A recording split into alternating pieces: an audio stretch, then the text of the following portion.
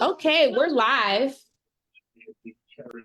Azana's upset with me because I needed my phone for 2 seconds, so she doesn't like that. 2 seconds too many. I did 2 seconds too many, so she's having to fit. Usually at the time that we start, you see my phone is on these games now. Hold on 1 second, y'all. Because sometimes people text me when we start the live, like, Kamilah, I need the link. Welcome to my world. Okay, hold on, because Dr. Tonia. Okay, you're already good, right? So Dr. Tonia texted me. All right. So we're good to go. So just to let you all know, if you text me during the show, Azana's gonna have my phone. And I'm like, Azana. And she might dismiss the messages. She does. She does. And I'm like, this is campaign time. I got all kinds of people calling. And you know, it's just the thing. Azana. All right. So that was a little bit into my world. So we're going to go ahead and get started. Let me get everything situated on my laptop, or not my desktop, because I like to engage with people who are on the Facebook. So we are officially live, and I'm so excited about today because we have Dr. Tonia Holmes-Sutton with us. So what I would like to do, is get to talk. Oh, yeah, something. Okay, I just thought of something. But I want to get to know her, talk about her work, and talk a little bit about why it's important that we're supporting good people who care about education. I'm Kamilah Bywaters. I'm running for the Board of School Trustees in District E. And listen, the campaign, we're rallying up. We're rallying up. I am going to be setting up my calendar of events. So if you're able to come out and help to support, I need all hands on decks for this race. I'm continuing to post news as I get news. So make sure that you're just staying engaged. At this time, I'm going to let Rodney go ahead and introduce himself. And then there's some announcements. I want to make sure that we do announcements before we get started because there's a lot happening. So go ahead, co-host Rodney, go ahead and introduce yourself. Hey, everybody. This is Rodney Smith here, one of the biggest fans, if not the biggest fan and supporter of soon-to-be Dr. Kamilah Bywaters, hometown girl right here in the 702, grew up, bred right here, went to school right here. Dad is legendary at the ranch. And if you know what the ranch is, you're an old time Vegas person that went to high school here. We're talking about Rancho High School. So, which is also Sister Kamilah's high school alma mater representing. And this is a person who I support because I believe in her, to be quite honest. I believe we need to have representation at the school board. I believe we need to have the experience of someone who grew up and went through the Clark County School District, someone who currently has children in the Clark County School District. And to be quite honest, because of her father, the Clark County School District runs through her blood. And so she's not new to the game. As a matter of fact, she's rewriting the rules to the game because she needs to make it better and more inclusive for all of our young people, which it simply has not been. When you go to the school board meetings, whether in person or digitally, one thing you will know for sure, one of the voices you will hear, seen or unseen, depending on what the latest school board rules are, it will be soon to be Dr. Kamilah entitled Bywaters, who you will hear because she's always there representing for our young scholars out there. And that's the type of person that we need. She will also be a history maker. As a matter of fact, she's already a history maker as a candidate for District E at this level. And I believe she will go on to fulfill a greater role as the representative for Clark County School District E. So I'm here to support her and the guests that we come on. And let's push this education thing. Because I can tell you the folks from the other side, and I'm talking about the Moms for Liberty types, they're putting money into it. They're putting organization into it. And I'm not just talking local money. I'm talking national money. That's what she's up against. But with the vote will outdo every dollar if we vote. And so let's change it from an if we vote and we will vote. And then let's make history together with Kamilah Bywaters as the first African-American trustee, CCSD, District E. All right, let's get it popping. Thank you. Thank you to all of our friends who are on the Zoom. We got Tracy, we got the General, we got Miss Amy. Do y'all want to say anything?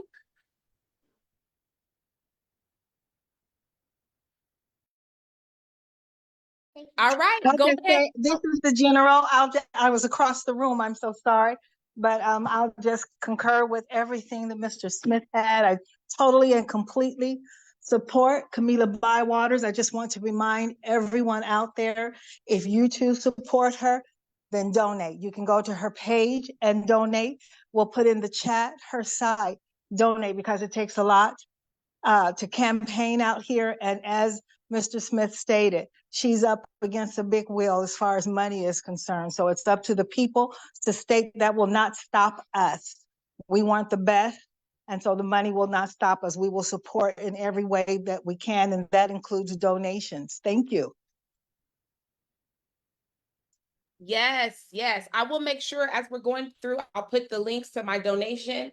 And then we're going to do the same also for Dr. Tonia Holmes-Sutton. So what we're going to do now, since what I want to read your bio. Like, I went to an interview and somebody read my bio and I was like, oh my gosh. Because I haven't heard anybody read it. And that was a thing. It really did something for me. I was like, oh my gosh, I didn't even realize that I was putting all of these things together. And then it really was just a thing. So now I want to do that for you, Dr. Tonia Holmes-Sutton, because you deserve all of the credit for all the work that you're doing. I really want people to capture that. And I know I have like an edited version, or not an edited, but a smaller version of it. And the next time you come on, I'm going to read that long one, even if it's 10 pages. Okay. So the people know. So, okay, everyone, let's do announcements really quick. And then I'm going to go into Dr. Tonia Holmes-Sutton and read her bio. And then we're going to get started with our discussion. For those of you who are joining on Facebook Live, engage with us, have a conversation, ask questions. This is a really good opportunity for you to get to know all of us on the call. You know, if you have a particular question for anyone, just do your thing, do what you do. So I want to give a big shout out to Congresswoman Susie Lee. She invited me and us to her campaign kickoff today. She opened a new office. Woohoo! Yes, yes, yes. But I was like, listen, I can't reschedule again on Dr. Tonia Holmes-Sutton. So what we'll do is we're going to stay engaged with Congresswoman Susie Lee and her campaign. Her team is doing a phenomenal job getting out in the community. So please know that we're going to be a part of their work, door knocking, and working together. So let's make sure that we help us get the win for both of us. So way to go, Congresswoman Susie Lee, and especially to her team. Her team is doing a phenomenal job. Listen, y'all, Nevada, we have Nevada Black Women for Harris. Woo! If you have not joined the Facebook group, please go look up the Facebook group. I'll give you all of the links because we're organizing to support our Vice President, Harris, for president. So I will put all those links in the chat as we go on with our conversation. I have a second to turn to my desktop to put it in. But let me tell you, they got the white dudes for Harris. Woo-hoo! White women for Harris. Woo-hoo! Black men for Harris. The AAPI community for Harris. We got Hispanics for Harris. Listen, we are mobilizing and everyone's getting their groups and we're working together. This is us working together to move the needle forward. So let's keep this momentum. Let's stay excited because we only have two choices.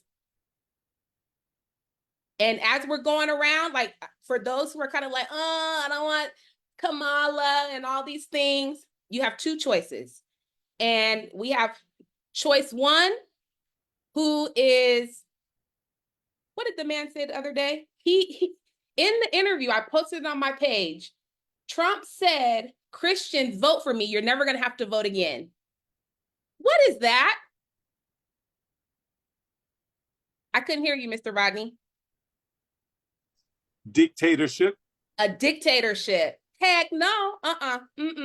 So that's what we're up against. And we have Kamala Harris, who's bringing unity, who wants to bring our nation together and work across party lines and work with our various countries. Like, that's what we need. That's what we need. So make sure you're staying in tune and you're understanding the policies that are being presented, understand, just at the end of the day, human kindness and treating a person as a human being, that is important, okay? So we'll definitely get into that talk as we're moving on. So all of the groups that are forming around Harris, I love it. I love it. I love it. I love it. And now today we have the wonderful Dr. Tonia Holmes-Sutton in the house. And I'm going to read her bio. And the crowd goes wild. Yes, the crowd goes wild. And we're going to get in. I'm going to read her bio. Okay. And then I'm going to have her introduce herself after I introduce herself. You know how they do. So, and then we're going to get started with our conversation. All right. So we have before us Dr. Tonia Holmes-Sutton. She is leading the way in education advocacy in Southern Nevada. Dr. Tonia Holmes-Sutton is a national board certified teacher, early childhood generalist, serving children, families, and educators across the country. Her primary service and support have been to children and families of high needs communities within the Las Vegas Valley. She formerly serves as the Nevada Executive Director for Teach Plus, leading teachers in leadership, in policy, and advocacy. She served as a former governor-appointed member on the Nevada State Board of Education. In addition to serving as a board of director for WestEd, she is also a member of the National Board for Professional Teaching Standards Board of Directors and a founding member of the National Network of Accomplished Minoritized Educators. Dr. Tonia is committed to excellence in service through education, continuing a family legacy that dates back to the late 1800s when her family established, y'all, the first school for Blacks in Shelby County School District, Tennessee. Wow. Wow.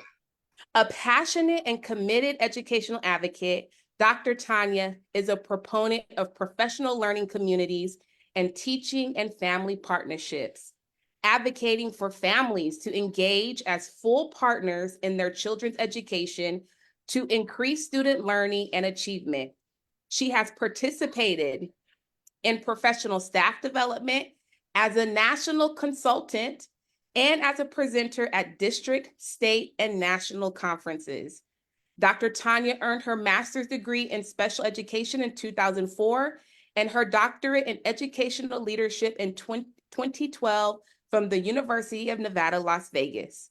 She was recently recognized as the 2020 Alumna of the Year for the UNLV College of Education. As a military dependent, Dr. Tonia has lived in several states throughout the country as well as overseas. She has made Las Vegas, Nevada home with her husband, Walter, and their daughter, Brittany Danielle. Dr. Tonia also has 6 forever children that she has cared for throughout recent years who reside in Nevada, Germany, Spain, and Serbia. You better be international. Ah. So let me introduce to you the wonderful, the phenomenal, the woman of excellence, Dr. Tonia Holmes-Sutton. Yay! Woohoo! I appreciate you all always. Certainly appreciate the warm embrace. Thank you for welcoming me back, and certainly for always welcoming me and holding me in the circles in which you are a part of and the circles that you create. That means everything to me. My name is Tonia Holmes-Sutton. I'm a national board certified teacher, as Kamilah shared, and I am working as an education consultant. Really excited about that. I served in Clark County School District for 15 years, both within the classroom as a general education teacher, a special education teacher, a project facilitator, and a supporter of teachers and leadership, visiting classrooms and providing mentorship. I stepped into support of teachers through National Board Certification, which is the highest certification that you can achieve in the country for teachers, a voluntary process through which they endeavor to improve their instructional practice and their instructional leadership in the classroom. And that certainly gives teachers an opportunity to utilize their skills and their voice in advocacy and leadership outside of the classroom and outside of the schoolhouse as well. So very, very proud of that. As an education consultant at present, I am partnering with colleagues here in Nevada to support teachers of color in Oakland who are pursuing their national board certification, and then also supporting teachers of color across the country in community and in connection as they pursue national board certification. We acknowledge that certainly as teachers of color, there are significant barriers and challenges for us, and so we come together to support and uplift one another in that process. Not only, again, as I mentioned, to improve our instructional practice and our leadership in the classroom, but to step out into our communities and utilize our learning there as well for significant impact. I was thinking as you read the bio, and I acknowledge, yes, it is abbreviated, but I think definitely comprehensive. I come from a family, part of a family, I shouldn't say come from a family, part of a family with a deep legacy and commitment in education. As you mentioned, we had established the first school for the Black community in Eads, Tennessee, as part of Shelby County School District until desegregation efforts. And as we know, in the church, we meet lots of people who are committed in the community. And I met many who said that that school was the only school they had ever gone to. That school went up to 8th grade. And that was the school that they were committed to. As the segregation efforts, you know, had significant impact on our community as teachers. Some chose not to engage in the process of being bused or transported and participating in desegregation. So very excited and proud that school itself, although not physically present, is considered a historical part of the Rosenwald schools that were established by Tuskegee University and Julius Rosenwald from Sears Roebuck and Company. So again, very, very proud of the legacy and leadership that my family engages in. And I'm seeking to leverage the leadership that I have developed over the course of the years, serving on the State Board of Education, as well as the Board of Trustees for National Teachers Hall of Fame out of Kansas, and then also as a board director with West Ed, and a board director with National Board for Professional Teaching Standards. And in those capacities, I should acknowledge that being part of the board is one thing, but in each of those spaces, I also serve on several committees in Human Resources and Institutional Development, Programming Committee, Finance, CEO, Performance and Evaluation. And I'm currently also serving as a chair now of the Nevada State Public Charter School Authority Board, and as a co-chair leading the Certification Council for National Board for Professional Teaching Standards, specifically looking at the standards and the process by which our teachers pursue national board certification. Wow. It's a mouthful. Yeah, no, that's good. So I really want to like unpack some of this. So really quick, I know Mr. Rodney, you asked me about Congresswoman Susie Lee's kickoff. That started today at 5:30. Okay. And I can't remember the office address. You know what? After you registered, you would get the address. Okay. So Mr. Rodney, you want me to ask this, or because you put a question in the chat? All right. So the question that Mr. Rodney asked was, can you explain what national certification means? And I know this is important because a lot of teachers seek this out. So and I'll just acknowledge, first of all, of the millions of teachers that are serving across the country, a little over 3% of teachers are national board certified. And as I mentioned, that is the highest certification that you can pursue in the country with regards to being an educator.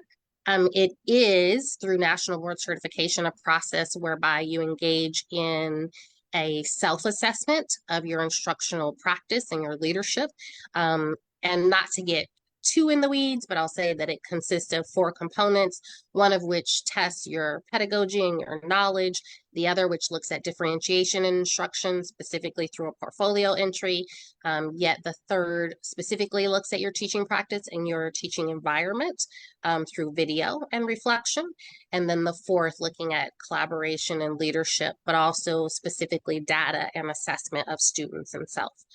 Specifically identifying student needs and professional needs. I say to any and all of my colleagues, those who have yet to pursue and those who are pursuing, this is the most impactful and personalized, differentiated professional learning that you can pursue as a teacher. It only looks at you and what it is that you do inside of the classroom with your students, for your students, your families, and your school community.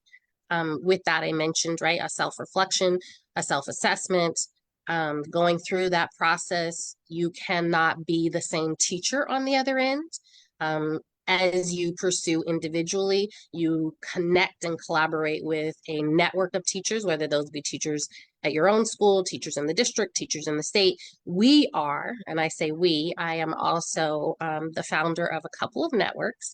One of the networks is the Nevada National Board Professional Learning Network, which is also associated with an institute we've stood up by the same name, but it's empowering teachers as leaders and learners. We support teachers through this process in 16 different states at present. And so we have colleagues who join us, not only, as I mentioned, from California, but from Arizona, from North Carolina, South Carolina, from Illinois, from Hawaii, from Alaska. Certainly I'm not mentioning them all, and yet being able to come together and share our experiences, reflect on what those are as we work to better serve our students and to improve learning outcomes means everything. And is part of the reason why certainly you cannot go through this process and be the same teacher as you persist in achieving board certification. It is a process that we, and when I say we, I mean National Board for Professional Teaching Standards, has sought to be more equitable, which is why I mentioned supporting teachers of color. We acknowledge that everyone has not had the privilege, the opportunity to pursue in a previous iteration where you had to go through 1 year. So now there's a process whereby you can choose pursuing in 1, 2, or 3 years with 2 additional years to be able to resubmit. And then you can pay as you go. It used to previously be where you paid 20 something odd $100 at the start of the process, but now you can pay $475 per component as you pursue those. You can pay along the months up until the end of February in order to achieve that $475 if you're only pursuing 1 component, or the additional ones as you persist through, and really sought to ensure that teachers could lean in. Nevada National Board Professional Network, the institute itself, my colleagues and I stood up acknowledging, right, that here in Nevada, not all teachers had the opportunity to lean in financially or otherwise. And as I persisted, I did not see a lot of teachers that reflected my heritage, my culture, my community, and wanted to change that. And conceptualize diversity very broadly, if I may. It isn't exclusively around race and ethnicity. It is around those who are single head of household, trying to care for their families. They were not necessarily financially positioned well to be able to pursue. Those who also identify differently abled, and so they don't necessarily come as with the same resources and opportunities. And I want to make sure that I am honoring my colleagues as I say that. When I say differently abled, it is exactly as I'm sharing, right? We all are positioned with different capabilities, whether those be physical, cognitively different, and so leaning in to support colleagues in that regard as well. We also were seeking specifically to draw more men. Just as the profession is, the representation as National Board Certified Teachers is mostly women, and for quite some time had been middle-aged white women who were pursuing and achieving. So we're really seeking to impact that and ensure that teachers of color, male and female, are able to access this opportunity as well. Wow. Has that given you a little bit more about it, Mr. Yeah, Smith? definitely. Yes, because I hear the term, I've heard the term several times, had no idea what it took. And then when you mentioned the multiple components, and the other question I had that you answered without me asking was, how long is the process? So this sounds like it is a rigorous, sustained process. And you also stated that there's no way to be who you were at the end from when you began. So that tells me that this is something very important. So when I hear it in the future, it does get an asterisk by whoever says it. But then it did spark a couple other questions. If only 3% of all teachers have this certification, and this seems to take them to another level in their academic acumen, we know that only about 5% of all teachers are African American, and only about 2%, 2.5% are men. And you just said that this is a dominant white, or it has been dominant and white women, and we needed to get more men in. I don't know if you have these numbers, but something maybe you can get back with us. What percentage of the 3%, if that's 100%, what percentage of those are African Americans and then African American men? I'm going to acknowledge I don't have a distinct number for you now, but I will say to you that it has persistently been less than 0.5%. And so it has been, right, that as teachers of color, this hasn't been something that we thought was for us. We didn't see ourselves represented. Part of my pursuit of this was because I came into this space. While I talk about being a part of a family of educators, I am not a traditionally trained educator. I came as alternative route to licensure. I had the privilege to be able to do that for an entire year, which isn't always an opportunity that people have. I had the opportunity to be in the classroom and on the college campus for an entire year. And so going through that process, I sought validation. I wanted to know that I was good for kids and for families, and that I was exceptional in my service and in my leadership in the classroom. And while I may have felt that, I didn't have a unbiased, non-biased view, right? I had principals coming in saying, "You're doing great, right? You're doing excellent. Look at the scores for the kids. Look at how they're growing." Except I recognize that those teachers, or excuse me, those principals come into my classroom for a very finite period of time, and only a couple of times a year. It isn't as though they are there seeing my delivery, my instruction from beginning to end, whether that be a lesson, a day, any of that. And so in this process, I had to provide that and be vulnerable in there being a community of teachers who come together. So it is for teachers by teachers. It is not affiliated with the government, nor is it affiliated with the union. While we are supported by both, the government through the supporting effective educator development, where grants can be secured to persist through this process, to support teachers, to support the organization itself, and by the unions who likewise are supporting their members to go through this process, specifically the National Education Association and the American Federation of Teachers, and both of whom representation are on the board of directors for National Board for Professional Teaching Standards. They do not oversee the organization or the process itself. And as I mentioned, that community of teachers comes together every summer to receive bias training, as well as training in assessing those portfolios.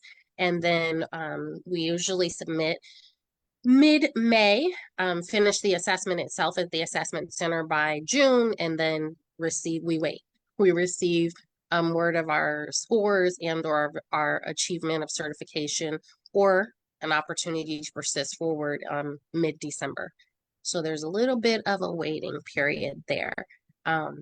But yes, it has been that because of the numbers that have been presenting themselves specifically around teachers of color, both Black and Brown teachers, we began to consider, we National Board for Professional Teaching Standards began to consider, how do we reach out and ensure that there is access, opportunity, and support support. And so that support in the way of networks, cohorts, communities of teachers of color coming together to support one another, and support also being provided in the way of financial support. California, most recently, has committed $250 million to the support of national board certification in their country, or in their state, in their country. So I can get it together. They're as large. But yes, they've committed, and in that regard, there are others that are stepping forward to provide competitive grants for teachers of color to pursue. And so that $250 million is inclusive of all teachers, but specifically looking at teachers who are teaching in marginalized communities, Title I schools, and how they then define which Title I schools. But they are providing them not only the support and connection, but $5,000 each year. And their certification now is good for 5 years. Used to previously be good for 10 years, but wanted to reflect, right, the changes that persist in the field. And so that certification, or that maintenance of certification, now comes at the 5-year mark. But they receive $5,000 each year for the duration of their certification. And in Oakland, the district is providing an additional $1,000, so they can make $30,000 in the 5 years for doing what they are doing in their classrooms. And certainly you'll make changes, right, going through this process, but you're going to make changes anyway as you grow and develop in your leadership and in your instructional practice in the classroom. Why not be recognized for that financially and otherwise? Wow. Kamilah? I'm like, wow. So and when I was teaching full time, like when I first started, I heard about national board certification because of other teachers, like like one teacher who was going through the process, but it was never, and I don't know how it is now, but it was never like celebrated, said, hey, like the leaders were not pushing teachers or providing this opportunity or sharing the opportunity for teachers to do this type of work and to, go down that road. And if I can be even more informal, I'll just acknowledge having had a conversation with the superintendent in another state. And he had said, why would I want national board certified teachers? And I said, why would you not? And he said, because I have to pay them more. And that was wild for me. But what that also meant, right, was that you weren't necessarily honoring and valuing your students and your families, because these educators, research that has been done specifically by American Institute for Research and others, have indicated that students of national board certified teachers gain several additional months worth of instruction during the course of a typical school year. Literacy usually by 6 to 8 weeks, and math by 4 to 6 weeks. And specifically California, not too long ago, those teachers who were being mentored by national board certified teachers had students who gained as much as 6 months to an additional year during a school year in their growth, in their academics. So yeah, it hasn't been that it has always been supported. I know that I did not know a network existed. And so while I created networks, I went through this process solo. Something that I'm sure my administrators didn't appreciate, because I kept going back with, can you read this? Can you read this? Can you come in my classroom? Can you come watch me? Can you record me? And as you said, Mr. Smith, definitely a very rigorous and laborious endeavor, time intensive and labor intensive as well. Yeah. They got to put their money where their mouth is for, educators who are taking the time to continue to build their profession. I'm out here interviewing, looking for a job. And I went to an interview the other day, and they had like a little line. They're like, how much do you want your salary to be? I was like, oh, thank you. I put my number, and they were like, oh my goodness, we would love to have you. And then they looked at my number, and they started, and I'm thinking, no, us. One, why do you not have like a table? Now, this is one thing I do like about the Clark County School District. And we do, teachers, we know we have some work, teachers, staff, support staff, we have some work to do to make sure that it's equitable across experience and across education. We have some work to do, and I'm committed with you to, renegotiate and ensure that our funding table is equitable. But what I do like about the Clark County School District is that they have a table. So, there's no making up. you know, you have your years and then your experience. These other places, I'm like, I asked them, like, so where's your table to show me where I would be? Because I have master's 48, master's was 48 credits. January, I'm going to have a PhD. So you're going to be looking at a whole different salary for me. And they don't have it. And I'm thinking, so are you just making this up? But anywho, that reminded me that if we want quality teachers, and I'm not teachers, there are teachers who are literally working, they're in professional development. They're taking master's courses. Some teachers are doing like 2 and 3 masters. Some are doing PhD, some are doing doctorate degrees. So they're going up this ladder, but it just shows the lack of investment in wanting to support quality and effective teachers. And that's a lot of what, you know, it's really bothering me right now. But you saying that, this really sparked my mind. Like, you know, I have like a certain number that I'm looking for right now. And if you can't meet me there, it's going to be an absolute no. It's a challenge. It's a challenge for all teachers, as you acknowledge, but certainly those who persist in their professional learning. Likewise, I had gone to an interview and they told me they could give me half of what I make now. Oh, well, that is so unfortunate. And then not only did they say half, they wanted me to give up all of my leadership outside of the classroom. You know what? What's this thing with people asking in interviews, are you able to balance your schedule? What I do after your 8 to 4, that's my time. So if I'm going to work on a dissertation, if I'm going to have 20 activities, that's my time. I don't know. Things are out here different. But I think it's a buffer when they realize like what the experiences that you're bringing. It's kind of like, okay, I really can't afford you. But yeah, goodness help us. What? And Rodney, I see your question around why isn't it more well known? Certainly that's a question that we've been asking ourselves as well as we try and get the information out, right? We acknowledge that I think people imagine a very vast organization, and it itself is also a very moderately staffed organization in terms of how we're getting out to all of the states, creating partnerships with all of the departments of education. And so most of the departments of education have something on their website about national board certification. And to the extent to which they support it. That includes here at Nevada. We did have funding, some funding that allowed some teachers to be reimbursed, but that funding no longer exists at present either. We are committed to a 5% above salary, which is guaranteed to all that are national board certified teachers and working with students in some capacity.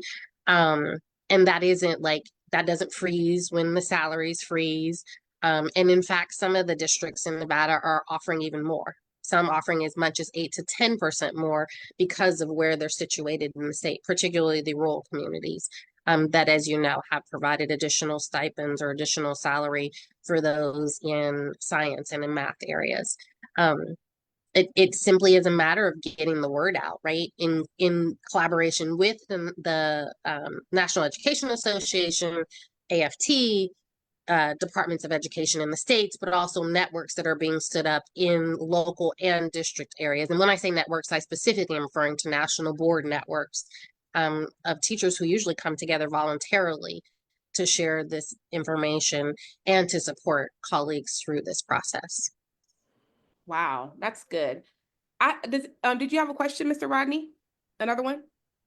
Yes, I'm just like I was about to change it. Slowest typer ever. You mentioned California and their 200, I believe you said $250 million investment in that. And here in the Clark County School District, the 5th largest school district in the nation, I was wondering, does the state legislature support this similarly to California in dollars? And what would it mean to student outcomes? Because ultimately, personally, it is great for an educator to have as much education as possible. But the reality of it is, if it doesn't improve student outcomes, it's great for the the teacher personally, but it may not be great for education. But if this is great for student outcomes, and we have data that shows that it improves student outcomes. Then it seems to me that in the fifth largest school district that is often rated below Mississippi, Arkansas, and sometimes Puerto Rico, that we should be investing in our teachers who invest in our young scholars. So do our legislature, our state, support this type of advancements for our teachers? And do we have data to show it does improve outcomes of our young scholars? So I'm gonna seek to be very tactful. The needle moves on that, right? There has been previous financial support that was far more substantial than what exists now. Now you don't necessarily have beyond the 5% that is guaranteed by legislation that is received by every national board certified teacher in Nevada who are engaging with students in some capacity or another. It used to be right through the competitive grants. There was money set aside, a pot of money that had been set aside and was at the Department of Education that would allow teachers to apply for reimbursement after being certified. At one point, Clark County School District was also providing, and they may still be providing the movement if you were to pursue through the process. And then I think there might be additional if you are to certify once you complete the process. There are also, as I mentioned, the competitive grants that used to exist, the Great Teaching and Leading Fund grant. That was something that different organizations in Nevada, specifically supporting teachers in professional learning, were able to secure. That is something that my colleagues and I had also persisted in. We had at one point secured about $1.2 million that was being shared between two organizations to support teachers through this process. And that was important, as I mentioned, in stepping forward to support teachers of diversity, because it allowed an opportunity for all of their fees to be paid. The only thing that they needed to pay was the registration fee, which is $75 a year. And then what we operated on was a reimbursement, right? Because we just need to have skin in the game. Sometimes when you pay up front, people don't always have the commitment to persist through. And so as soon as they had committed and submitted, we would in turn turn around and reimburse them for the components that they persisted in during that school year. We were able to support with that funding, not only teachers going through the process, but teachers who were supporting teachers through that process. So we were able to employ, if you will, and provide stipends to 25 teachers who were supporting over 200 teachers going through the process for 2 years. The subsequent year, we were awarded but did not receive, because as you know, as there was some changing of the guards, things shifted in the state. We had been awarded another $935,000 to do this work, but we did not see that realized. And so it is a matter of advocacy around what it is that we need and what we believe that our teachers and our students and our families and our communities deserve. And that is something that California has done well, something that Washington State does well. Washington State actually speaks to being able to mobilize up to 4,000 national board certified teachers within the span of about 2 or 3 hours when they need to, having them engage in leadership and advocacy at the state level. Again, a matter of leadership and advocacy for us, and how do we get a commitment beyond the 5% as we move forward. And then governors of states have become competitive in this, saying that they will have the most national board certified teachers in their state. Mississippi has said that. The improved student outcomes, yes, has also driven that. Now, this may be, and I don't want to get too deep into the weeds, but there was opportunity for a national research organization to come and to take a look at student outcomes from those teachers who are national board certified teachers, and those in classrooms where national board certified teachers were, and those were national board certified teachers, or there weren't national board certified teachers, I beg your pardon. And I think there were some concerns around what that would look like and how that would play out. There was no cost to be associated on behalf of our schools or our district but that opportunity was not realized. And right, everything being everything, students were still being put into their classrooms. We simply wanted to identify, the organization wanted to identify, like, where are the National Board Certified Teachers? We will look at those classrooms, and where are the classrooms in the same school within the same community of students that there aren't National Board Certified Teachers, so that we can definitively show the significant impact that is had when there's a National Board Certified Teacher in a classroom in Clark County School District in a marginalized community. And again, that opportunity was not realized. Wow. So we do have some questions in the Facebook Live, and I want to go through these really quick. I want to shout out Chelsea May. Thank you for joining. And I did provide you the Zoom link if you want to join in the link. Thank you, Vicky Ann. And who else? Thank you, for joining. So let's see. So Chelsea was basically saying they pay ridiculous amounts to admin, but why should admin get raises and make most if their schools aren't at grade level? And she was saying that it stops at the top. Vicky Ann said, I was advised not, I'm like cringing at this, not to seek a PhD as an educator, because in some districts that makes you less likely to be hired. Wow. Yeah, isn't that crazy? Vicky Ann did ask for you, Dr. Tonia, where is that at? She asked, okay, hold on, wait, let me say. So I'm going to go back to this first. Vicky Ann states that this state generally doesn't fully fund public education either. They did increase funding last session, but it's still not fully funded. And then she wanted to ask, I missed the question. Okay. Are we seeing an increase in teachers in our district, in our state, for the National Board Certification? So we have tracked those numbers, and we have seen an increase from those who initially pursued, even when this may have been far more well known in other states.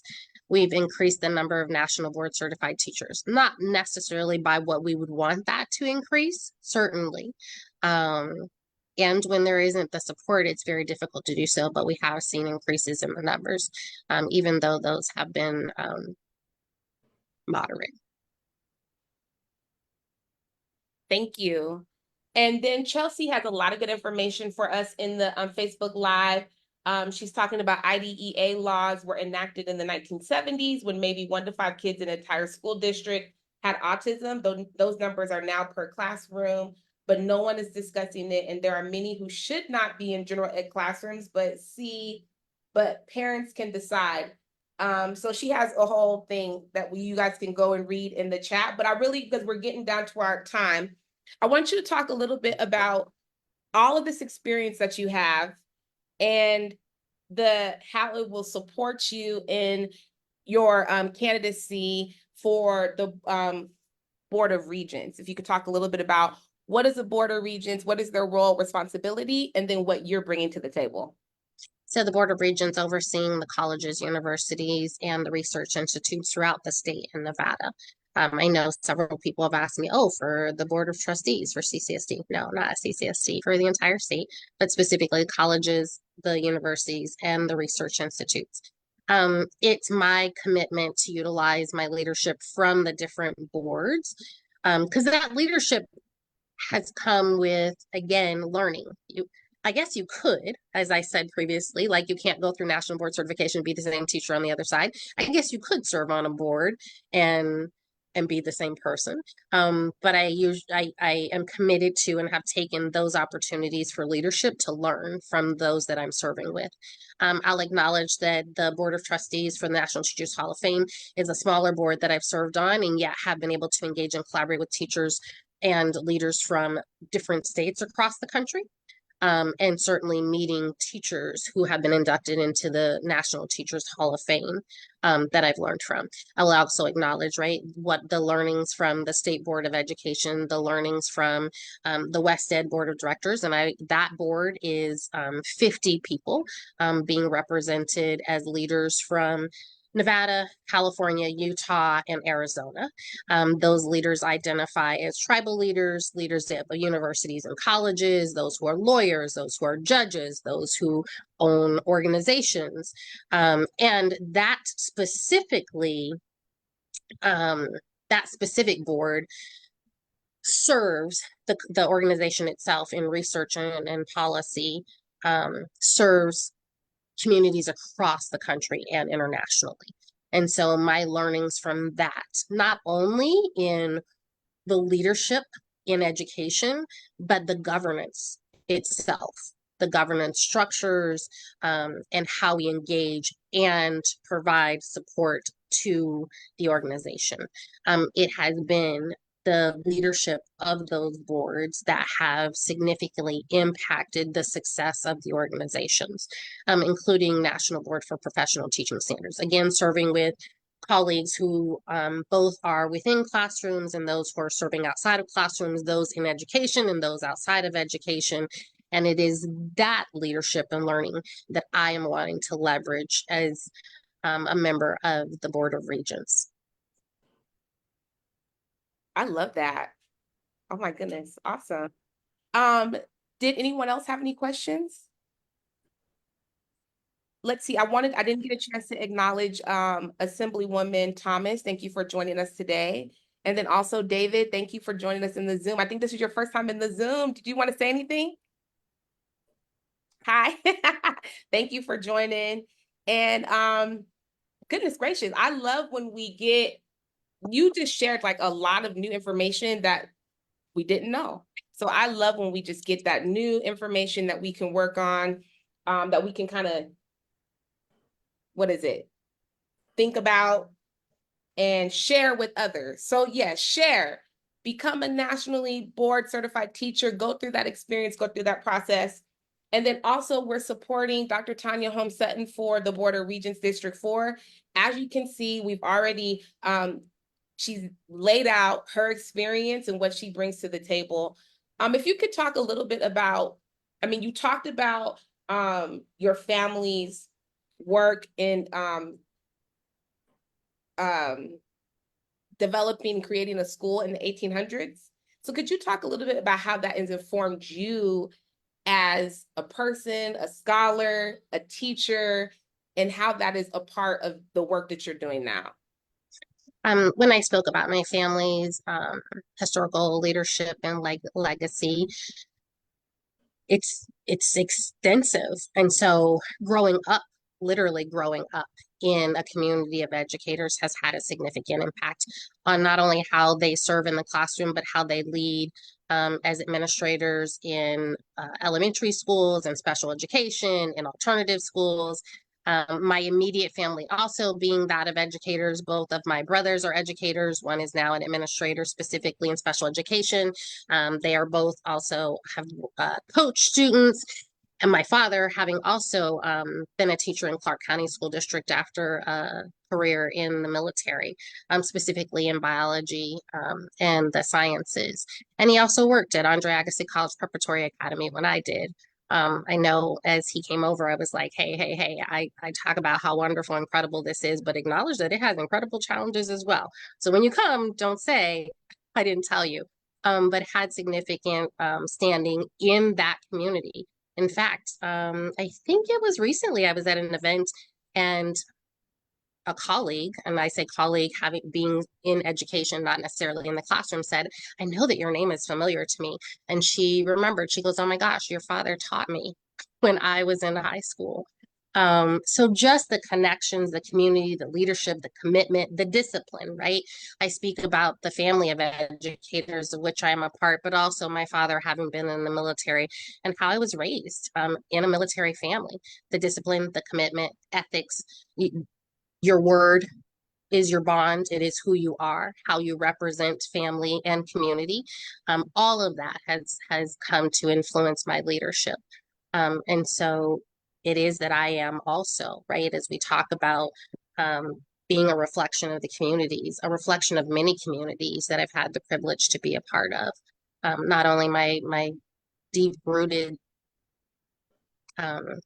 commitment for my family and education, but also military and the different places that we've lived, that there is a responsibility that we represent and we serve all, that is inclusive, that we acknowledge and utilize our identities and our strengths and our challenges to be able to inform the choices that are made. And so it is my intent, fully my intent, to lean into all of the communities, again, that I've had the privilege to be a part of, to be able to lead and to lead well, to lead inclusively, to lead and represent communities of color throughout our state as a board regent. I love that. Any other questions before we wind down? And while you're thinking of your questions, I wanted to just say really quick, Chelsea May, who's in the Facebook live chat, I wanted to make sure we point out that she is a school board trustee for Nye County. So we'll come on the show. We want to talk to you. Come on, let's see what you got going on. And then Trustee Brenda Zamora says, being a reflection of your community, and she gave snaps. Thank you. Thank you. Yes, snaps. And listen, everyone, thank you so much for joining in with us today.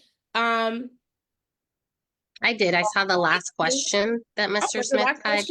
Okay, go ahead. How has living internationally impacted you as an educator? I want to acknowledge not only living internationally, I had an opportunity right before the pandemic. It was April 2019, to be able to visit community schools that had been stood up by an educator in that space in Kenya, specifically in Nairobi. And I came back acknowledging that I think we have some incredible assumptions, having not had the experience of being in places, to believe that challenges are being endeavored, but not necessarily aware of the achievements. And so as I visited the community schools, I saw 5-year-olds leading circles for 3- and 4-year-olds. I saw high school students with a wealth of knowledge. And as I looked at the resources that were afforded to them, and certainly they deserve even more, I recognize that our commitment is not just to the children in front of us, not just to the families in front of us, not the ones we see and talk to and can touch, but a commitment to all students. And when we make those commitments and we do so collectively for collective impact, we can see changes happen inside of our classrooms. But we really have to center our students. And what I learned there is the way in which they center children is very different. It's part of the culture. It isn't just we talk about centering children in education. It is, they are the center of the culture. They truly don't speak about them being the future. They engage with them and honor them as the future. And that impacts the commitment that they make to their children, specifically to their education and to their well-being. I love that. Yes, awesome. Maybe we beautiful. should adopt that. It was beautiful. It was absolutely beautiful. Overwhelmed emotionally I was, and came back with even a stronger commitment, if such a thing is possible, to really acknowledging, which is why, right, I support colleagues in other states. I don't have a responsibility just to the children in front of me, nor do I have a responsibility only to the children in Nevada. I have a responsibility to all children everywhere. And so tell us once again what you're running for. I am running for Board of Regents, District 4, specifically overseeing colleges, universities, and research institutes throughout the state of Nevada. All right. And how can people contact you, or if they want to help or contribute? You can reach me through my website. It is www.tonia, Tonia, Holmes-Sutton, HOLMESSUTTON.org. Okay, thank you. You've been a wealth of knowledge, and I feel like I'm in the audience. I've learned some things today. Some terms have been clarified, because sometimes when you educators get on, you throw a bunch of letters out, and I'm thinking, man, am I back in the military? So thank you for sharing what those letters mean. And that certification is one that it will get my attention more when I hear it. I appreciate you so much. Thank you. For sure. Oh, goodness. Thank you so much for just sharing your wisdom with us. I do want to let everyone know, just, we have our shows This is community oriented. We welcome anyone to come on and let's have a conversation. And I just really want to acknowledge our elected officials who have come on. We have Assemblywoman Thomas who's in the Zoom, and I just want to thank her for her work in education and being a support to our community. You know, and that means a lot to me. We also have Trustee Brenda Zamora who's in the chat, and then I want to give a big shout out to Trustee Chelsea May. So thank you. You know, that means something to me because one thing that is important is that we have elected officials who really care about what our community conversations are about, so that we're not making, oh, this is what I believe to be true. No, this is what we need to think about, what we believe to be true and how we're working together and moving the needle forward together. So big shout out. And I don't think I missed any other elected officials who are actually on the chat with us. Vicki Ann, big shout out. You know, she does a phenomenal work with our support staff. And I think that, you know, her advocacy is so valuable and important. So I love that she is in the space, engaging and hearing and being part of community. And thank you to just our community for showing up and wanting to engage every Tuesday. It means a lot when you come and you want to learn, and then you also share the knowledge that you have as well. We appreciate that. Next Tuesday, we have an opening. So if you want to join the show next Tuesday, come on in. Jerusha, thank you so much for joining in the Zoom. If you want to join on Tuesday, if you have something to share or how you contribute to education or what's your experiences, come on in on Tuesday. You can email me at Kamilah, the number 4 Nevadans @gmail.com, and we would love to have you on the show. We're looking for guests. I want people to come on so we could have a robust conversation about what the community is feeling. All right. Assemblywoman Thomas, did you want to say something? Okay. So that was it. I think so. That's it for tonight. There's a lot of events happening. There's candidates out here that are working hard. So please get involved with something. If you're not able to canvass and walk the neighborhood, then if you're not able to walk and canvass, phone bank. If you're not able to phone bank, write letters. If you're not able to write letters, donate money. If you're not able to do that, then spread the word to your friends and families about the wonderful candidates that are running for office. We are really we are saving democracy right now. And we have to, I'm so glad that Project 2025 is viral now and people are starting to pay attention. So get into it. If you don't want to read the chapters, that's fine because it is a lot. I do suggest that you read some of it if you're able. Listen to it in audio. Do they have it in audio? I think you have programs now where you can do like text to speech, or find some of the groups who are talking about Project 2025. We will definitely have a segment on Project 2025 where we'll kind of break down some things as well. Any other announcements before we leave? Kamilah, at the gathering last Friday, we did the first 100 and I believe it was 60 to 180 pages of Project 2025. We will continue that with the next 160 or so pages this coming Friday. And it will be great to have the education section of Project 2025 so we can discuss it. And hopefully Assemblywoman Claire Thomas will be on with us as we go over that portion. Front door. Sounds good. Chelsea, did you want to say something?